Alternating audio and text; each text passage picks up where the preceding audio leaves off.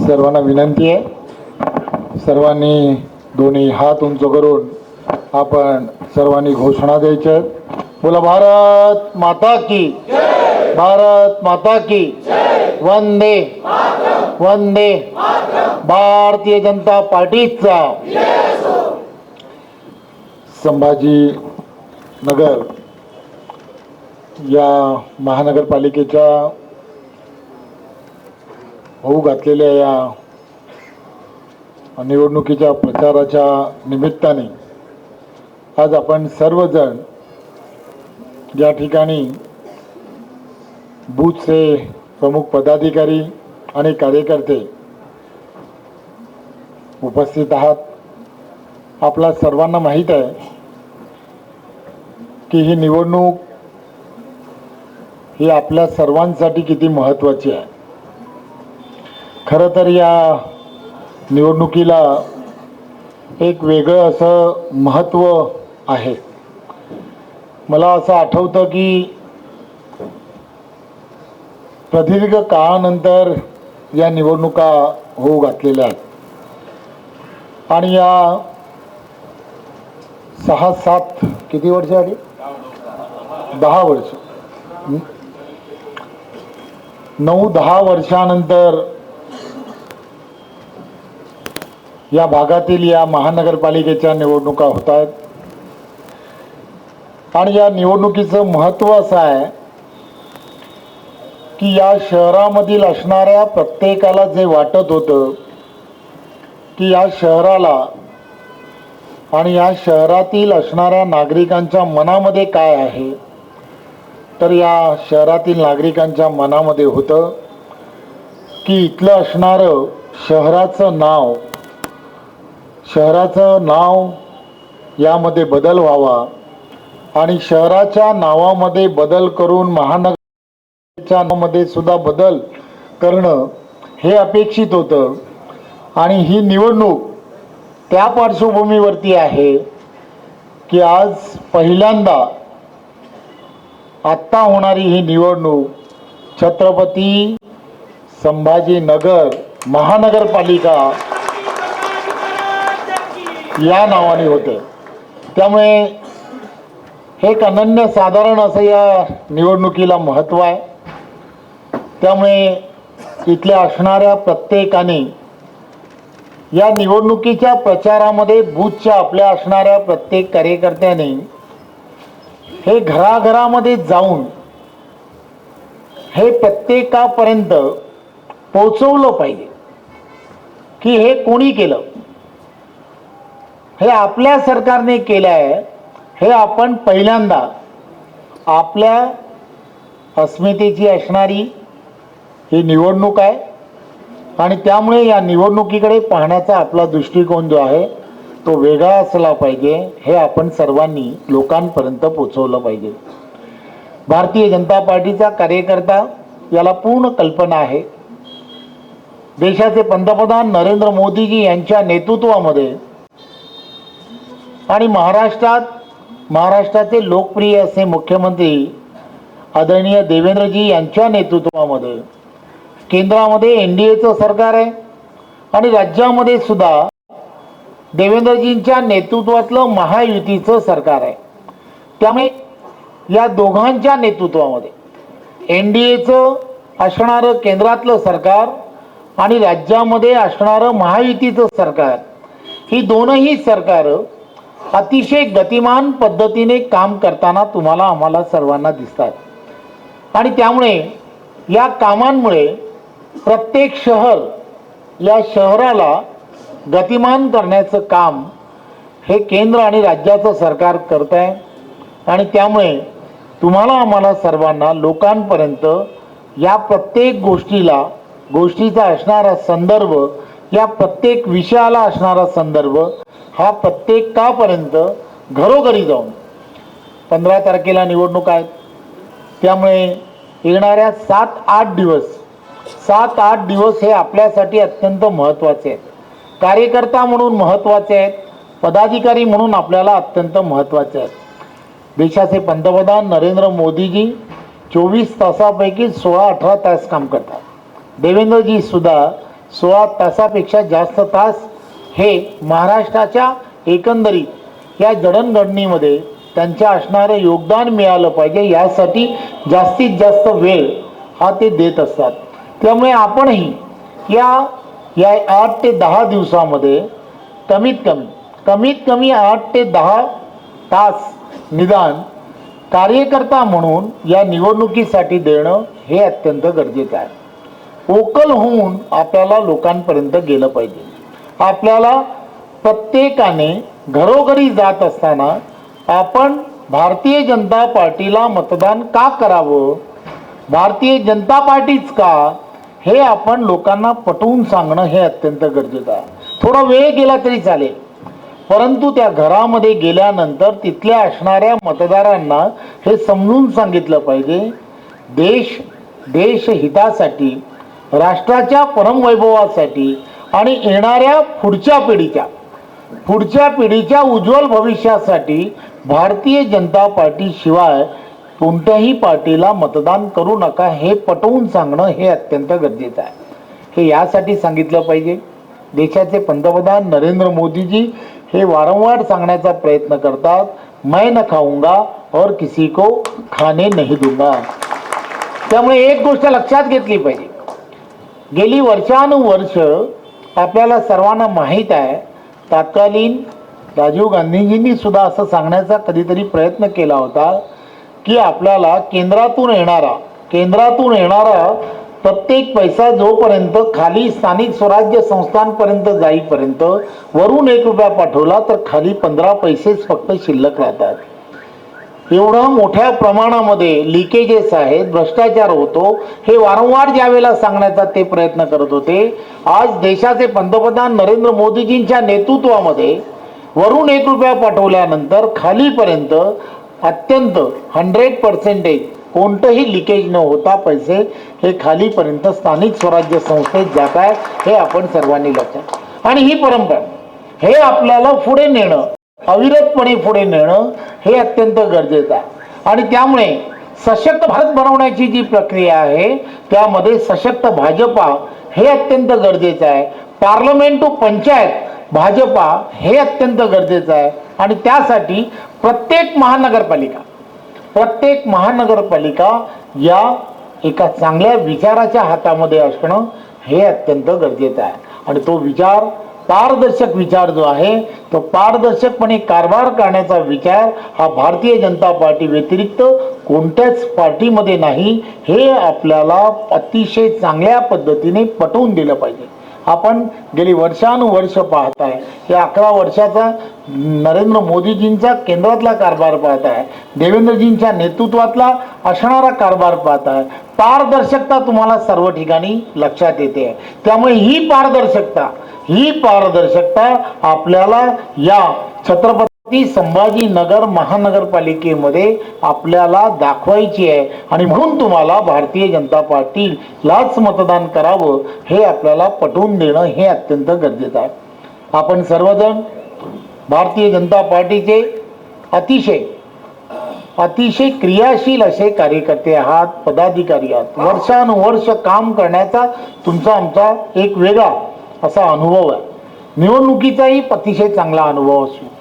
परंतु एक गोष्ट लक्षात घ्या, ही निवडणूक तुम्हाला आम्हाला सर्वांना जिंकण्याच्या दिशेने ज्यावेळेला जायचं आहे त्यावेळेला ही निवडणूक आपल्याला बूथवरती जिंकणं हे अत्यंत गरजेचं आहे. आणि बूथवरती जिंकणं गरजेचं आहे.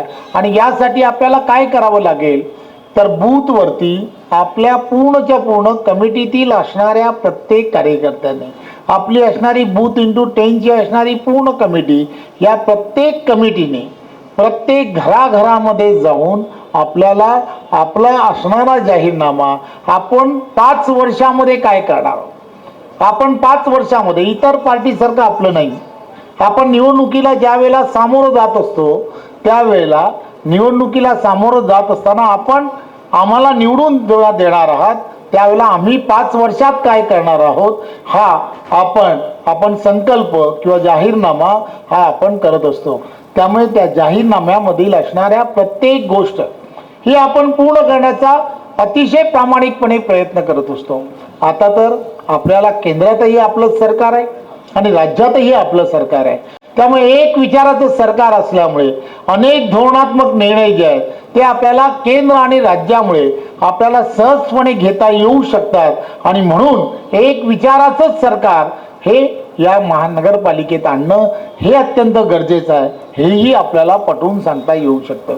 आपण प्रत्येकाने त्या बूथवरती असणाऱ्या प्रत्येक मतदारापर्यंत पोहोचलं पाहिजे.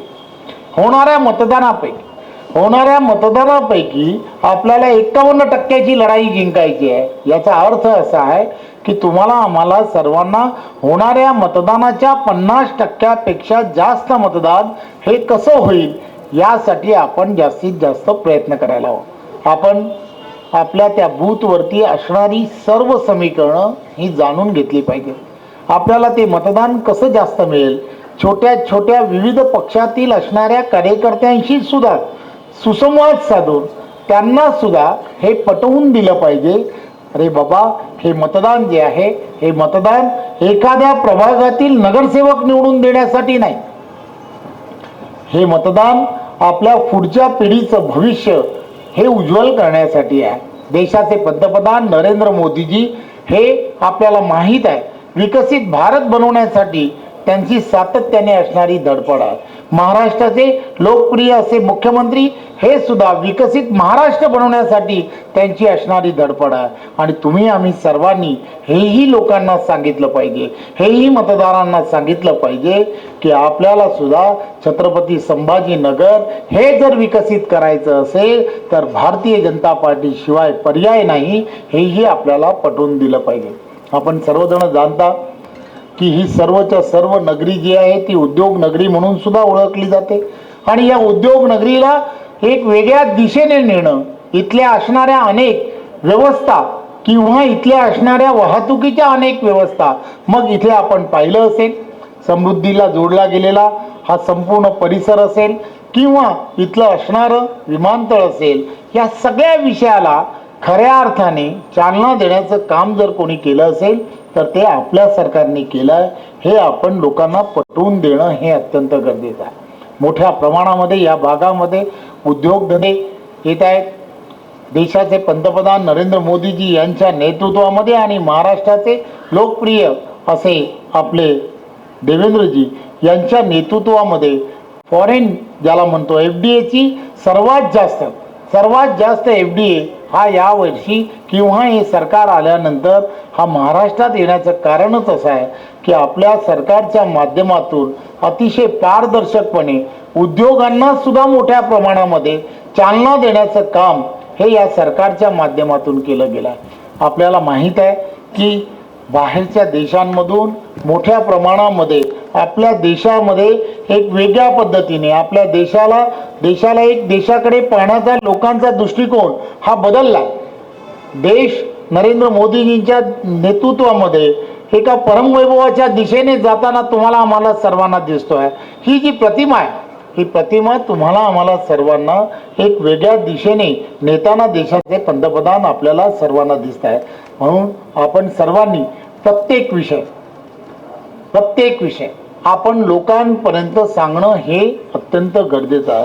ही लढाई जी आहे किंवा हे मतदान जे आहे, मतदान तुम्हाला आम्हाला सर्वांना अत्यंत प्रतिष्ठेचं आणि अस्तित्वाचं आहे असं आपण लोकांना ठासून समजून लोकांपर्यंत पोचवणं हे अत्यंत गरजेचं आहे.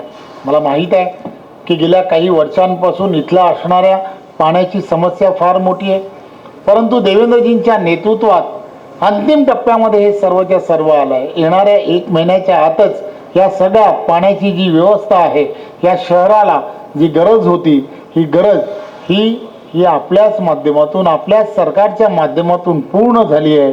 हेही आपण सर्व लोकांपर्यंत ठासून सांगितलं पाहिजे. एकच गोष्ट लक्षात घ्या, मध्यंतरीचा काळ आठवला पाहिजे. बंद झालेल्या या सर्व कामांच्या संदर्भामध्ये हेही लोकांना सांगितलं पाहिजे. त्यामुळे या सर्व गोष्टी आपण जोपर्यंत लोकांपर्यंत जाऊन प्रत्यक्षात जाऊन बोलत नाही तोपर्यंत त्या सर्व लोकांना लक्षात येत नाही. आपण एक गोष्ट लक्षात घ्या, आपल्या हातामध्ये असणारा एक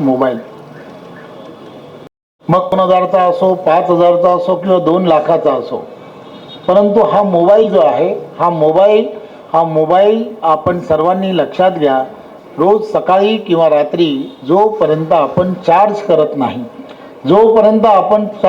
नाही तोपर्यंत तो आपल्याला कोणत्याही प्रकारची माहिती हा देत नाही, तो बंद पडतो, हे लक्षात घ्या. असंच आहे आपल्याला सुद्धा, लोकांना, मतदारांना सुद्धा नेहमीच या सगळ्या गोष्टी, रोज जरी आपण बोलत असलो तरी सुद्धा रोज या गोष्टी आपल्याला लोकांपर्यंत या 10 दिवस सातत्याने सांगितल्या पाहिजे. जसा हा मोबाईल चार्ज करावा लागतो तसा हा मतदारांना सुद्धा तुम्हाला रोजच्या रोज नित्यनेम जाऊन त्यांना रोज हे सांगितलं पाहिजे. केंद्र पुरस्कृत असणाऱ्या प्रत्येक योजनांची माहिती दिली पाहिजे. राज्य पुरस्कृत असणाऱ्या प्रत्येक योजनेची माहिती ही त्यांच्यापर्यंत पोहोचवली पाहिजे. आपण सर्वांनी हेही आठवण करून दिलं पाहिजे की 2014च्या अगोदर ह्या संपूर्ण महाराष्ट्रामध्ये 6 तास लोड शेडिंग होतं. आज या संपूर्ण महाराष्ट्रामध्ये 24/7 ही पूर्णच्या पूर्ण आपल्याला वीज मिळते, हेही आपण आठवण दिलं पाहिजे. गेल्या 20 वर्षामध्ये विजेचा दर हा नेहमीच वाढताना आम्हाला सर्वांना दिसत होता, परंतु गेल्या वर्षभरामध्ये तुम्ही पाहता विजेचा दर हा कमी होत चालला आहे. याचं कारणच एक आहे की देशाचे पंतप्रधान नरेंद्र मोदींच्या नेतृत्वामध्ये आणि महाराष्ट्राचे लोकप्रिय असे मुख्यमंत्री देवेंद्रजींच्या नेतृत्वामध्ये त्यांनी अपारंपरिक ऊर्जेच्या माध्यमातून एक नवा विक्रम तयार केला आणि याद्वारे आज आपण लक्षात घ्या की संपूर्ण महाराष्ट्रामध्ये ऊर्जा निर्मिती ही मोठ्या प्रमाणामध्ये अपारंपरिक ऊर्जेच्या माध्यमातून व्हायला सुरुवात झाली. त्याचे 2 फायदे व्हायला सुरुवात झाली. आज प्रदूषणामुळे वीज निर्मिती करण्यासाठी लागणारी इंधनं आणि त्या इंधनाच्या असणाऱ्या सगळ्या व्यवस्थांमुळे मोठ्या प्रमाणामुळे प्रदूषण होत होतं, परंतु अपारंपरिक ऊर्जेला दिले गेलेलं महत्त्व आणि त्याची झालेली सुरुवात, त्यामुळे आज पूर्ण देशभरामध्ये आणि महाराष्ट्रामध्ये प्रदूषणाचा असणारा जो दर्जा आहे ते प्रदूषण अतिशय कमी व्हायला सुरुवात झाली आहे. हे पण आपण लोकांना सांगितलं पाहिजे. आपल्या आरोग्याच्या दृष्टिकोनातून सुद्धा अत्यंत महत्त्वाचं असा हा विषय आहे. त्यामुळे आपलं आरोग्य चांगलं राहिलं पाहिजे. या दृष्टिकोनातून सुद्धा या पावलाचा सर्वात मोठा फायदा हा देवेंद्रजींच्या नेतृत्वामुळे झालेला आहे. आपल्याला माहीत आहे की गरीबातल्या गरीबाला सुद्धा आज आरोग्याची व्यवस्था झाली पाहिजे, त्याचा इलाज झाला पाहिजे, म्हणून आयुष्यमान कार्ड या माध्यमातून 5 लाख रुपयापर्यंतचा त्यांचा इलाज हा त्या माध्यमातून केला जातो. हे आपण सर्व लोकांपर्यंत, सामान्य लोकांपर्यंत पोहोचवलं पाहिजे. प्रत्येक शेतकरी असेल, कष्टकरी असेल, प्रत्येक उद्योगधंदा करणाऱ्या प्रत्येकाच्या जीवनामध्ये आनंद मिळाला पाहिजे, त्याला त्याचं जीवन सुखकर झालं पाहिजे. म्हणून केंद्रातलं आपलं भाजपाचं सरकार, राज्यात असणारं महायुतीचं असणारं आपलं सरकार हे ज्या ताकदीने काम करताय, या सगळ्या गोष्टी तुम्हाला आम्हाला सर्वांना त्या सामान्य जनतेपर्यंत पोहोचवल्या पाहिजेत. आणि त्याला भारतीय जनता पार्टीलाच का मतदान करावं हे जोपर्यंत त्याला आपण पटवून देत नाही तोपर्यंत त्याच्याशी चर्चा करत राहून त्याला 15 तारखेला होणारं जे मतदान आहे ते मतदान कमळासमोर बटन दाबण्यासाठी त्याला विनंती करणं हे अत्यंत गरजेचं आहे. एकच गोष्ट लक्षात घेतली पाहिजे, आपले देवेंद्रजी नेहमीच सांगण्याचा प्रयत्न करतात. देवेंद्रजी असं म्हणतात की 15 तारखेला एक दिवस आपण छत्रपती संभाजीनगरमधील नागरिकांना सांगा, एक दिवस फक्त त्या दिवशी तुम्ही कमळाच्या समोरील बटन आठवणीने दाबा. 5 वर्ष देवेंद्र फडणवीस मुख्यमंत्री म्हणून तुमच्याकडे लक्ष ठेवेल हे आपण लोकांना सांगितलं पाहिजे. खरं तर हेच सांगण्यासाठी आणि हे आपण मतदारांपर्यंत पोहोचवण्यासाठी मी आपल्यापर्यंत आलो आहे. मला खात्री आहे आपले बूथवरचे आपण सर्व कार्यकर्ते अतिशय ताकदीने हे 10 दिवस रात्रीचा दिवस करून मतदारांपर्यंत पोहोचतील आणि आपल्याला या छत्रपती संभाजीनगर या नगरीमध्ये पहिला महापौर नव्याने नामकरण झाल्यानंतर पहिला महापौर हा भारतीय जनता पार्टीचा करतील, त्यात शंका नाही असं मला वाटतं. पुन्हा एकदा आपल्या सर्वांचं खूप खूप धन्यवाद. जय हिंद, जय महाराष्ट्र. धन्यवाद दादा. यानंतर राष्ट्रगीत होईल. सर्वांनी राष्ट्रगीतासाठी उभं राहायचं आहे. एक साथ राष्ट्रगीत